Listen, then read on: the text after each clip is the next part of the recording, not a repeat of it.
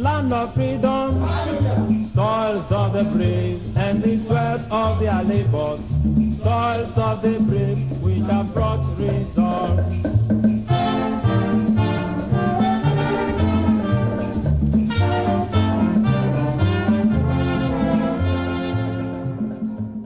Welcome to another opinion editorial tonight on Good Evening Ghana. And we are talking about the bill that's before Parliament under a certificate of emergency.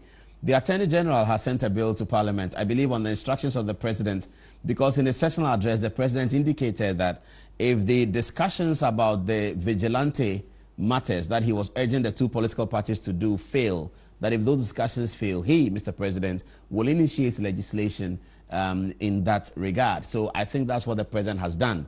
The bill is interesting and is detailed, and it has definitions of vigilante all over the place. Now, tonight's editorial is about the bill, and it's also about the contextual difficulty of this matter.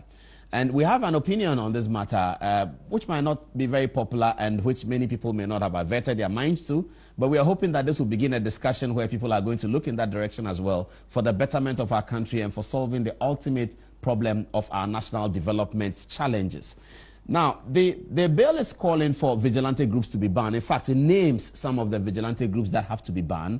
It says that all the groups must be banned, and it says that in future, persons who show up for political purposes at political events who are there to enforce law and order will be deemed to be practicing the now abolished vigilantism, and such persons will be arrested and prosecuted. That's beautiful, and we understand that. The concern we have tonight, though, is perhaps maybe we should put it in a better historical context. Now, all of these matters started with the NDC and MPP quarrels, and NDC and MPP mistrust of each other, so that if the MPP is in power, the NDC doesn't trust them. If the NDC is in power, the MPP doesn't trust them. Where did all this start from?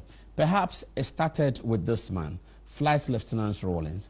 When he was president of Ghana in the latter days, there was a unit in the Ghana Armed Forces called the 64 Infantry Battalion. This 64 Infantry Battalion was thought to be a private army that Mr. Rawlings created to protect his regime and himself. And so it created a lot of difficulty among the ranks of the soldiers, and therefore people who were political opponents of Rawlings became worried about the excesses of the 64 Infantry Battalion.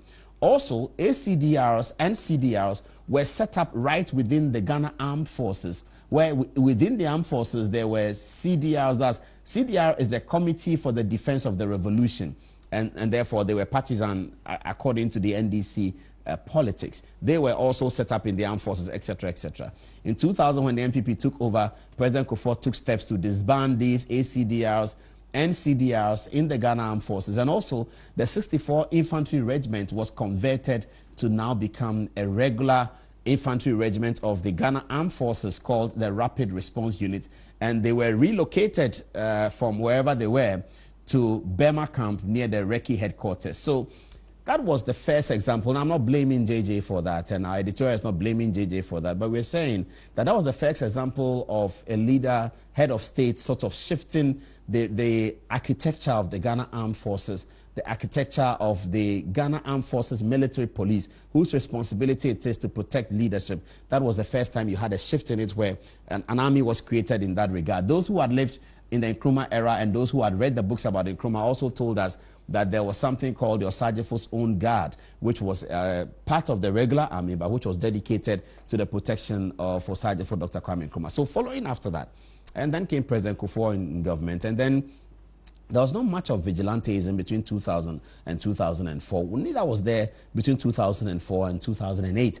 But sometime later, before 2008, there were by-elections, and the by-elections turned out to be particularly violent, and all sorts of things were happening. And it was found that ruling parties during by-elections took advantage of the fact that they were in power, and they meted out brutalization to the opposition, or where people who were members of the ruling party had dealt, severe, illegal and immoral punches to opposition members around the by-election, nothing happened to them. When people who were members of the government drove through crowds at the by-election, as it was reported that Anita DeSoso did, nothing happened to them, etc., etc. Then grew the concept of vigilantism, where opposition parties were building up hefty macho men to protect themselves. And so that's all of these matters led us to Ayawaso West Wogons elections. And we know that Zoka boys were in there. We know Delta forces. At some point, they had names. And within the MPP politics of 2014 and 2016, there was the confusion between the national executive and other members of the party, the Polafoko situation, etc. All that created all of these vigilantes. And by the time President Akufo-Addo was sworn into office in 2017, it was a problem that Ghanaian political observers were beginning to worry about, the concept of vigilantism in Ghanaian politics. But it came to a head in the Ayawaso West Wogon election, and we all know what happened. The president was told by important senior citizens that a commission should be set up to look at this, and thankfully the Emil Short Commission was set up, etc., etc. The president said in his State of the Nation address in 2019 to Parliament that he would look at this vigilante, and as we already said, he said he will initiate legislation. That legislation has now been initiated. So, what is our comment about the legislation? Legislation is welcome, is all well and good, but here is the catch. If I am a member of Parliament and I'm contesting the seat in Laboni, which will be the Ladadekotopon constituency in 2020, and I'm attending a rally, and I'm going to speak to people. So if I'm from party left, party A, and I know that the area around Laboni Secondary School belongs to my opponent, I'm not very popular there, but I have to campaign there anyway, which happens in every constituency. All over the world, constituencies will have the divisions where they are popular somewhere and they are not popular somewhere. So if I'm attending a rally there, should I go to the Laboni Secondary School without a macho man bodyguard? Should I do that? Should I just walk in the company of my campaign team, who are not macho men, who are not martial artists, who cannot protect me against an aggressor, and show up at Laboni Secondary School and hope that I will conduct my campaign in peace? Or that even if I don't conduct my campaign in peace, should I be comforted that if someone approaches me sent by my opponent or just angry with me for campaigning and throws a piece of specialized water on me, should I be confident that the police in Laboni, at the Laboni police station, will apprehend this person and put this person before court, and within a matter of 48 hours, that person will see justice and I will find comfort? Would I be confident that that will happen? If I will not be confident that that will happen, then I will have a macho man with me. I'll just not call him a vigilante. He'll be in my party colors. He's well built, he's hefty, you'll be afraid to come near me. I can have 4 of them, 5 of them, 6 of them, 12 of them to surround the podium when I'm speaking so that there'll be no interruptions. I don't have evil intention towards anyone. I'm a member of Parliament. I'm just defending myself. And why am I defending myself? I'm defending myself because I am not confident that when somebody throws specialized water on me at Laboni Secondary School in the middle of the campaign, the police, when the matter is reported to them, will apprehend the person, whether the person belongs to the ruling party or belongs to the opposition, that they will apprehend the person and I will find comfort and the person will see justice. I'm not confident about that. What am I saying? We are saying tonight, ladies and gentlemen, that the foundation to our problem is to have the institutions of state working. That's the foundation to our problem. Hear this policeman who spoke about the matter. Have a look at it. Hear him. He spoke about the same matter. This is one major thing. Let's not forget that police is the coercive arm of government. And because it's the coercive arm of government, no party in opposition will trust the Ghana Police Service. No party. Let MPP go to opposition next 4 years, next 8 years. The next day, they will not trust the police. Why? And I was last year at a CDD workshop with Mr. Okujetu Ablakwa. And Dr. Eni was present. I asked him a question directly. Do you trust? They had just left office not quite 3 or 4 months. And I asked him, do you trust the Ghana Police Service? He went into a rigmarole, and at the end of the day, the import was that they don't. And these were people who had been in power for 8 years. What did they do to the Ghana Police Service that all of a sudden they don't trust after 3 months out of office? And what will this government be doing to the police that when they leave office after 2-3 months or the next day they don't trust the police again? That is the fundamental issue. There are at least 3 members of the British Parliament of Ghanaian origin. Who are they? Adom Otchere is the MP for Windsor for the Conservative Party. There you see him in your shot over there. Sam Jima, who actually went to Achimota School, one of us, is also the Member of Parliament for East Surrey. And Kwesi Kwate is the Member of Parliament for Spelton. You see all of them in your shot over here. Now, these are members of the British Parliament with Ghanaian origin. Now, if Sam Jima were campaigning in East Surrey, he would have no business going to the campaign ground with a macho man. He doesn't need it. He doesn't need a macho man. He's confident that in campaigning at East Surrey, if any member of the opposition Labour Party or any other person disrupts his campaign, he's confident that the police in East Surrey, whether they are Conservative or whether they are Labour, will apprehend the person and that person will face justice. So Sam Jima doesn't need to do that when he's campaigning. Have a look at this photograph of myself and David Lammy. David Lammy is the Member of Parliament for Tottenham, an area. Tottenham in London is one of those areas that is said to be populated by Ghanaians. And he is a Jamaican, of Jamaican origin, I should say, but he represents them. I was interviewing him in this photograph on his campaign tour of 2001. He didn't have any macho man with him. He didn't need to have any macho man with him.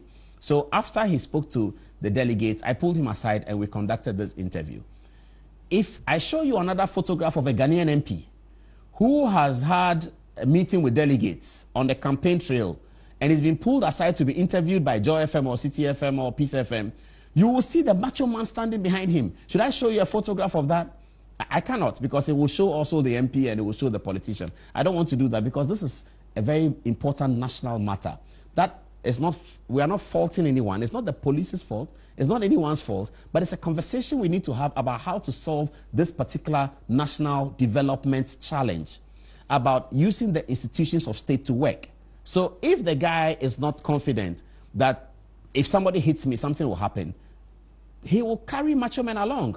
You know that in Hobbes' social contract, he talked about how we give our power to the governing, and we will take that power back and conduct our own affairs if we find that the protection that they are supposed to give us is not being delivered. That's the whole point. Is the protection that we are expecting from the people who have taken the taxpayers' money, are they being allowed to do their work? So if it's not working, then ladies and gentlemen, in 2020 we'll find it. We'll find MPs attending rallies with hefty men. They will only be in party uniforms. Even the speed with which all these vigilante groups said that they have disbanded, didn't that worry you? That must be a source of worry to many people. Now, let's look at the theory of people's confidence in institutions. Today in Ghana, if something happens somewhere, say an armed robbery, something of a security nature, something that's a security threatening, when the events happen in Ayawaso West Wogon, people didn't call the police, they called radio station.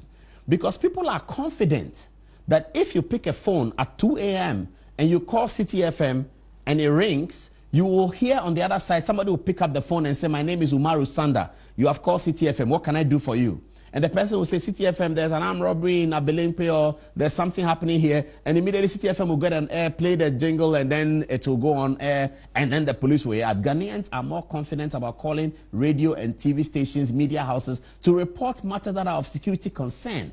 So if the confidence is there, it is there.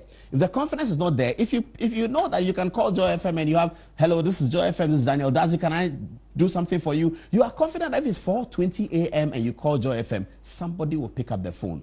Or you call Adom FM and you know that if you call Adom FM at 1 a.m. or 4 a.m. or 2 a.m. and the phone rings, somebody will pick up. Hello, my name is Omahine, this is Adom FM, and he will talk to you. Omahine will speak to you about that. Peace FM will speak to you about that, and they will take the matter serious. They will pursue it. They will send a reporter there. They will report to the police. And when they report to the police are more inclined to come and deal with the matter. Why? Because it has become a public matter, and therefore the politician is under the microscope. So in those circumstances, the work is done. That's why.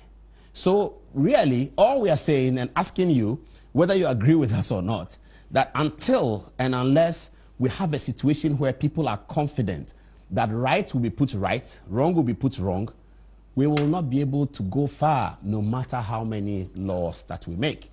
And it is all about the political system. It is all about the mistrust between two political parties. It is all about the acrimony between two political parties. And it's all about political parties shielding their own when they are in power.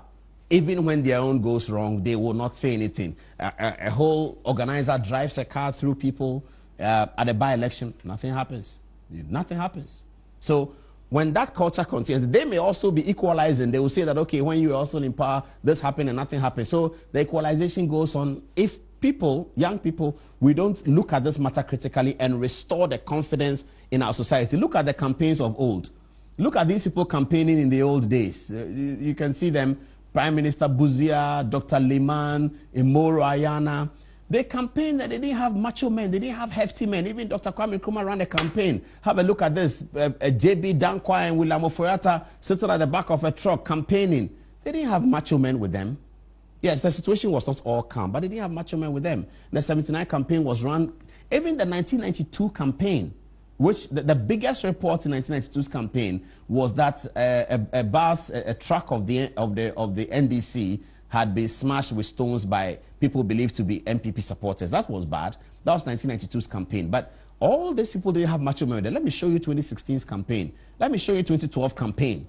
And you will see the hefty macho men standing there. And I can assure you, going into 2020, if I'm a member of parliament for candidate constituency X and I'm going to a rally, or my presidential candidate is coming to a rally, whether I'm opposition or I'm government, I will ensure that we have hefty men. Here ends our story. Let's think about it, because the answer to the vigilante problem lies in critical evaluation of our development challenges and also a critical assessment of the political system and the kind of options that this political system throws to us.